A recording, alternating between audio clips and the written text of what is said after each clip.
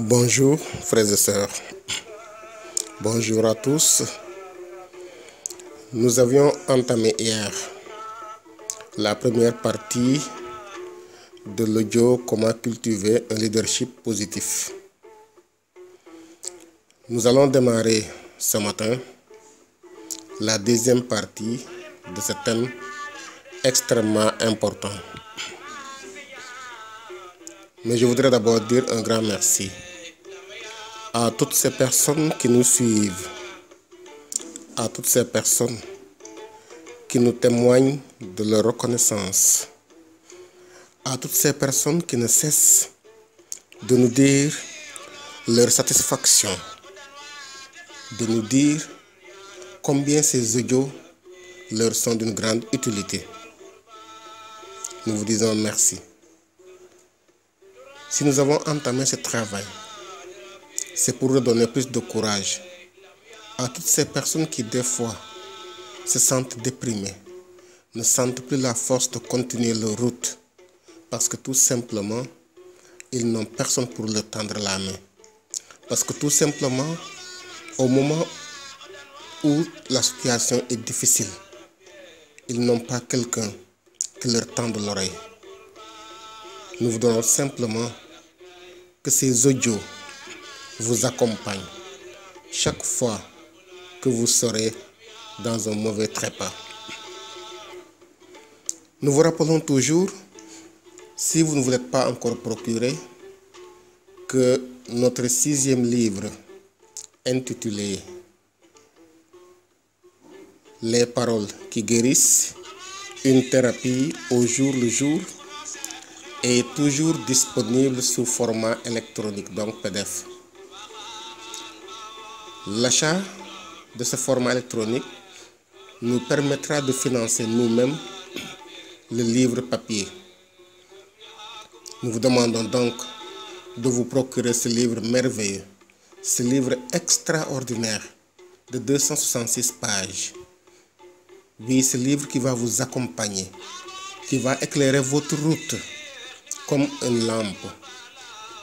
Vous pouvez vous le procurer en m'adressant un mail à leopoldndiaye@gmail.com ou tout simplement en appelant au 221 70 108 02 56.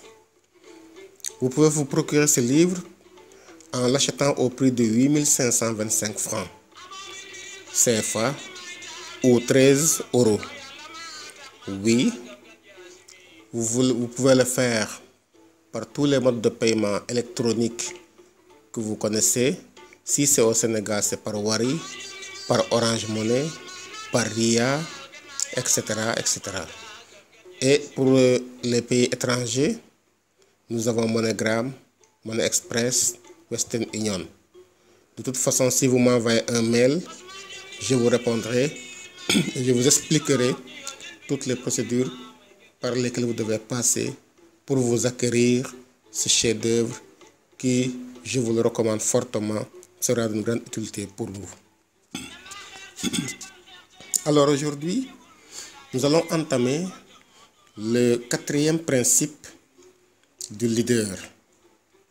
Donc, 4e principe, aider les autres sans raison. Nous avons tendance à penser que pour aider les autres, il nous faut une raison précise.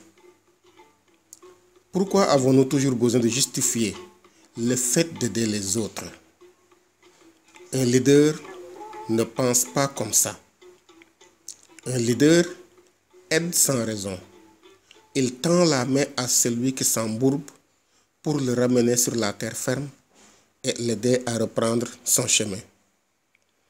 Il redonne confiance et goût de vivre à celui qui est abattu.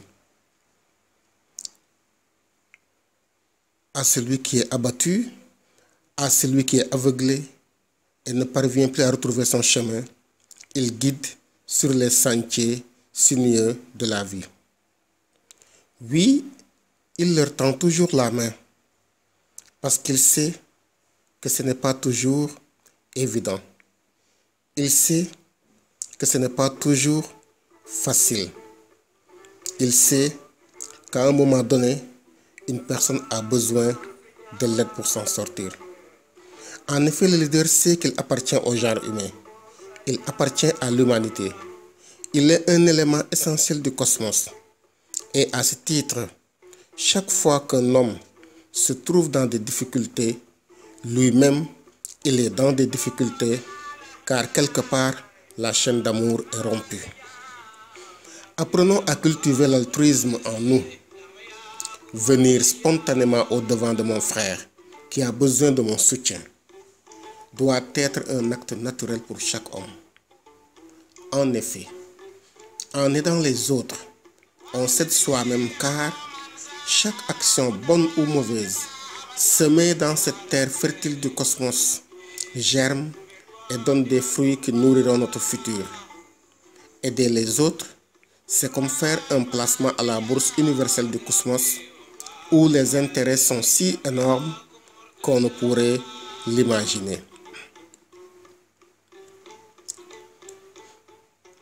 S'ouvrir aux autres, c'est s'ouvrir au monde et à tous ses bienfaits. C'est s'ouvrir en quelque sorte à soi-même. Si nous cultivons l'aide spontanée et désintéressée envers les autres, nous travaillons à un monde meilleur et certainement à la réalisation de notre idéal de vie. Le leader est tellement conscient de cela que Nelson Mandela, au sortir de prison, avait déclaré qu'il pardonnait à tout le monde, y compris ses geôliers, et qu'il luttait pour que disparaisse toute forme de domination, qu'elle soit noire ou blanche. Parce que pour lui, il y avait une chose plus importante qui était en jeu, la survie de l'humanité. Le désintéressement est le propre de tout leader. Il relève l'autre à tout point de vue parce qu'il sait que son idéal ne peut se réaliser sans l'autre. Il fait son monde et le monde avec et pour l'autre. Il travaille à la naissance de nouveaux leaders pour que l'humanité relève la tête. Cinquième principe, ne laissez pas la peur décider pour vous. Tous les jours que Dieu fait, nous avons toujours une raison ou une autre d'avoir peur. Tout le monde ressent de la peur. Lorsqu'on est surpris par exemple par quelque danger, lorsque notre intégrité physique ou morale est menacée, si nous ne sommes pas sûrs de pouvoir atteindre un certain objectif poursuivi et qui est vital pour nous. Bref, la peur habite en l'homme, qui cohabite avec lui. Il ne s'agit donc pas de l'éliminer ou de la bouter hors de nous, mais de la contenir, de la canaliser et la tourner à notre profit. Force est de reconnaître que la plupart du temps nous avons peur devant l'inconnu, l'incertitude. On se demande ce qui va arriver si. Mais au final, et à y regarder de plus près, on se rend compte que ce ne sont que des si, des suppositions qui nous font peur. Nous planifions notre vie sur la peur. Peur de quitter son boulot parce que nous ne sommes pas sûrs d'en avoir un autre. Peur de s'engager dans une relation amoureuse parce que tout justement nous avons peur d'être déçus. Peur de monter sa propre entreprise, même si nous avons toutes les compétences. Nous préférons rester dans notre boulot de merde, percevoir un salaire de merde, être souvent à la solde d'un patron merdique qui ne te parle que de rentabilité. Et ainsi, tu vas passer toute ta vie à travailler, à enrichir les autres. Mais bon sang, ouvre pour une fois les yeux, mon gars. Comment peux-tu savoir ce qui va se passer si tu as peur de pousser les portes de l'avenir, de t'engager, de risquer quelque chose d'important? Surtout, ne me dis pas que tu n'as pas le choix. Parce que tu as toujours le choix. On a toujours le choix. Chaque personne a toujours le choix. Un vrai leader a toujours le choix. Et il choisit la vie avec audace, persévérance, foi en lui-même et en ses capacités. Personne ne te dit que ce sera facile. Non, loin de là. Ce sera même difficile. car difficile est le chemin comme disait Sénèque. Mais le leader voit en toute difficulté une opportunité, là où le loser voit en toute difficulté un obstacle. Alors, remue-toi un peu les fesses mon gars, bouge, bouge, bouge, et arrête de te poser tes innombrables questions. Agis et va de l'avant. Si tu ne fais rien pour changer ta vie, rien ne va se passer. Si tu poses toujours les mêmes actes, les mêmes choses vont se passer dans ta vie et tu n'avanceras pas d'un iota. Ce n'est pas de la mathématique, c'est aussi simple que ça. C'est vrai que tu as aussi une autre alternative. Oui, tu as une autre alternative. Rester bien chaud dans ton coin, t'en prendre aux autres, dire que tout ce qui t'arrive c'est la faute des autres, de ton patron qui t'exploite, de tes amis qui ne témoignent pas assez d'affection, de ton mari, de ta femme, ou de ton petit ami qui te brise le cœur, du système qui t'écrase, et j'en passe. Alors, reste dans ton coin à pleurnicher si ça te chante, mais sache qu'il y a une autre option, et c'est celle que j'ai choisie. Cette option, c'est de te dire que tout ce qui t'arrive aujourd'hui, c'est ta faute. Tu sors de ton cocon, tu te bats contre vents et marées, et pour être enfin toi-même, et non celui ou celle que les autres veulent que tu sois. Si tu n'es pas content de ton boulot, tu ne t'y retrouves pas, quitte-le et fais ce que tu aimes, ce qui fait bondir ton cœur et te fait vivre. Si ton compagnon ou ta compagne te fait chier tout le temps, eh bien quitte-le ou quitte-la. Si tu ne te retrouves pas dans ce que tu fais, quitte-le et fais ce que tu aimes. Ne laisse pas la peur te dominer et t'écraser, mais vis la vie et ta vie. Croque-la à pleines dents. La vie est trop courte pour rester tout le temps à se morfondre sur des choses inutiles. Ceci suppose que nous ayons une pleine conscience de nous-mêmes, de ce que nous sommes et serons. Mais c'est quoi au juste la conscience? Nous pouvons définir la conscience comme un champ de force relevant de l'essence de ce que nous sommes. Au-delà de la réalité du corps et du cerveau physique, la conscience est le véritable siège de la volonté, de l'intelligence et de la perception. Malgré la relation étroite qui existe entre la conscience et le cerveau physique, il faut préciser que c'est le cœur spirituel qui constitue le véritable centre de la conscience. Si la peur est au centre de notre conscience, nous n'agissons jamais.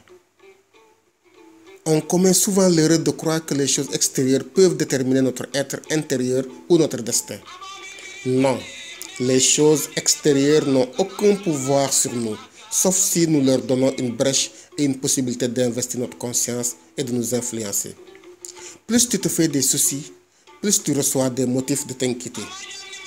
Plus tu te fais des soucis, plus tu reçois des motifs de t'inquiéter. Car toute pensée d'inquiétude est un aimant qui attire ce que l'on craint. Personne d'autre que nous-mêmes ne peut briser ces liens et ces chaînes que nous nous sommes forgés nous-mêmes. Nous en arrivons à un état d'esclavage mental tel que nous ne pouvons plus faire rien de bon ou de positif. Sixième principe, entourez-vous de personnes positives. C'est très important de s'entourer de personnes positives. C'est très important de pouvoir tout le temps être avec des personnes qui vous tirent vers le haut et non qui vous tirent vers le bas. En effet, il y a des personnes qui voient le mal partout. Nous ne faisons pas souvent attention à l'influence que les personnes avec qui nous nous accompagnons peuvent avoir sur nous. C'est pourquoi il est important de choisir et de bien choisir les personnes que nous fréquentons. Mais en réalité, nos dépendances affectives font que nous avons du mal à nous séparer de certaines personnes ou même tout simplement de certains objets, même si par ailleurs ces personnes nous nuisent. Nous devons apprendre à couper le cordon avec ceux et celles qui nous plongent dans une atmosphère de morosité, d'indécision, de manque de confiance en nous, de mal-être et d'incertitude. Ceci ne fait que nous plonger dans une anxiété permanente et à longueur de temps, le stress nous envahit et donne naissance à des maladies incurables. Ce qui n'est pas pris en compte par les mots s'exprimera par des mots. Ce qui n'est pas pris en compte par les mots MOTS s'exprimera par des mots MAUX. maladie et malaise sont destinés à se faire entendre pour être dissipés. Apprendre à les décoder permet de ne pas se laisser handicaper, nous dit Virginie Megler dans son livre intitulé Coupons le cordon ombilical, guérir de nos dépendances affectives. Dans pareil cas, et la plupart du temps, ce qui se passe n'est pas ce qui se dit. Nous souffrons intérieurement, nous nous brûlons à petit feu et nous ne faisons pas attention aux symptômes qui se manifestent et nous montrent que nous devons couper le cordon ombilical avec celui ou celle qui nous fait mal, peut-être même sans le savoir. Le leader est celui qui sait détecter ces signes, les analyser et prendre une décision pour dire stop au moment opportun. Lorsque se manifeste le mal de notre corps, il est temps de dire ce qu'il dit, c'est-à-dire mal à dit. Maladie n'est rien d'autre que mal à dit. Il est important alors de savoir ce que dit le mal pour le nommer avec ses propres mots et là où nous verrons que les mots MAUX vont commencer à disparaître. Parfois la vie plombe nos sentiments, leur tient tête et les étouffe. Si tel est le cas, ces derniers ne tardent jamais à se rebiffer pour faire entendre leur voix. Cette bousculade intérieure crée ainsi une déchirure dont on ne peut pas sortir indemne. Comme le dit Virginie Megler, tant que la vie est plus forte que les sentiments qui tendent à la démentir, ils s'entêtent à se faire entendre. On ne souffre pas pour rien. Le travail de l'analyse encourage à découvrir le pourquoi l'on souffre et qui, depuis l'inconscient, cherche à se dire à travers le corps. Nous devons faire attention à notre environnement affectif et relationnel. Évitons le plus possible de nous entourer de gens qui passent tout leur temps à se lamenter, à se morfondre sur eux-mêmes, à se pourfendre l'âme. Car ces personnes sont des canaux par lesquels passent ces sentiments négatifs pour nous atteindre, qui s'insinuent alors jusque dans notre conscience pour nous détruire. Chaque personne est auteur de soi-même. Soi-même, M'-A-M-E. On se forge par nos pensées, nos croyances et on se fortifie par nos sentiments. Mais ces sentiments sont facilement influençables. C'est pourquoi il est important de s'entourer de personnes qui, de par leurs paroles, leurs pensées, leurs actions, nous donnent des ailes et nous poussent de l'avant. Les personnes positives nous dopent par leurs paroles et leurs pensées positives, se connectent à notre subconscient pour nous élever vers le sommet de la réussite. Quant aux personnes négatives, elles polluent notre environnement et nous tirent vers le bas. Septième principe, ayez de grands rêves. Pour réaliser de grands rêves, de grandes choses, il faut avoir de grands rêves. Des rêves fous qui vous transportent et vous poussent à vous surpasser. Le rêve dont il est question ici est une vision futuriste de la vie. Une option démesurément réaliste dont la poursuite par des actions conscientes, conquérantes et déterminées nous pousse à réaliser des choses au-delà de l'imaginable. Quand on veut quelque chose, on l'obtient. Tel doit être le viatique de tout leader. En fait, quand on veut, on met tous les moyens possibles pour atteindre l'objectif. On se bat toujours et tout le temps pour la réalisation de nos vœux les plus chers. C'est d'ailleurs faire preuve de sagesse que d'avoir de grands rêves. Car la sagesse, c'est d'avoir des rêves suffisamment grands pour ne pas les perdre de vue lorsqu'on les poursuit, disait Oscar Wilde. En effet, c'est fixer la barre haute. Si haute qu'on sera obligé de sauter le plus haut possible pour s'y agripper est un gage de réussite. Les grands rêves nous font nous sortir de nous-mêmes. Ils nous permettent d'augmenter notre capital confiance, nous donnant ainsi beaucoup plus de force pour nous battre contre vents et marées et arriver au bout. Cette motivation intérieure nous permettra à coup sûr d'atteindre nos objectifs. Rien ne sera plus impossible à nos yeux car nous aurons et la conviction et la motivation et une vision assez claire pour arriver au bout de nos actions. C'est ainsi que le célèbre et tenace Henry Ford disait qu'à celui qui voit loin, il n'y a rien d'impossible. Si les convictions sont fortes, la motivation grande, l'action pour réaliser les rêves suivra et avec succès. Nous avons toujours tendance à dire ou à nous entendre dire que telle chose est irréalisable, qu'on ne peut faire telle ou telle autre chose. À force de l'entendre ou de se le dire, on finit par s'en persuader et y croire. Or, en réalité, ceci n'est qu'une vue de l'esprit, car dans la vérité des choses, n'accuse pas le puits d'être trop profond, c'est ta corde qui est trop courte. Les choses peuvent sembler aller mal, et on a l'impression que rien ne va, mais en réalité, tout se passe dans notre tête. Car quand tout semble être contre vous, souvenez-vous que l'avion décolle face au vent et non avec lui, nous disait Henry Ford. 8e principe, ne vous comparez pas aux autres. Vois-tu un tel? Comment il a réussi? Vois-tu sa voiture? Vois-tu sa maison?